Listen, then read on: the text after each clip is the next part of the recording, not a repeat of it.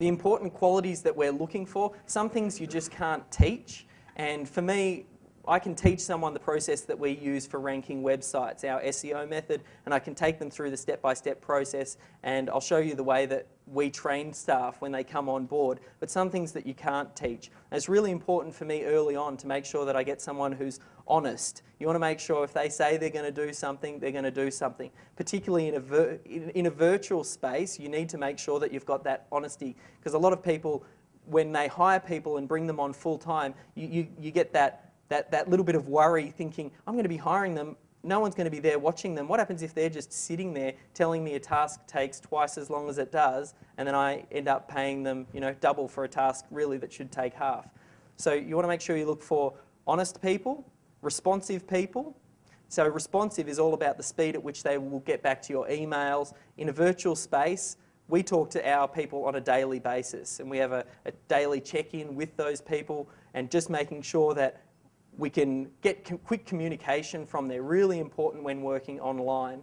They have an attention to detail, and maybe this is something, one of my qualities. I'm quite particular or anal when it comes to some of the spreadsheets and the way that we record things. I like things really clearly documented. So that's more of a quality that I look for. I look for someone who's a stickler for attention to detail, especially in a virtual space. Very important. Then we've got consistency as well. We have someone that I was looking to recruit at the moment. She was in, I suppose we were doing some out-tasking situations to see if she could qualify to come on and become part of my team. So she's just going through writing some articles and posting them on Melbourne SEO.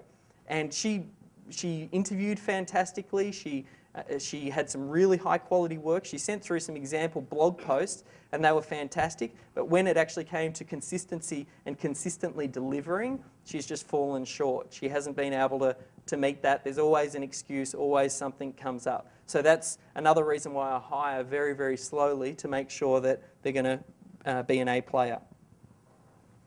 They need to be a self-starter as well. I like someone who's a little bit of an outside of the box thinker, someone who'll go out there and take a little bit of initiative. And we'll talk about systems and procedures.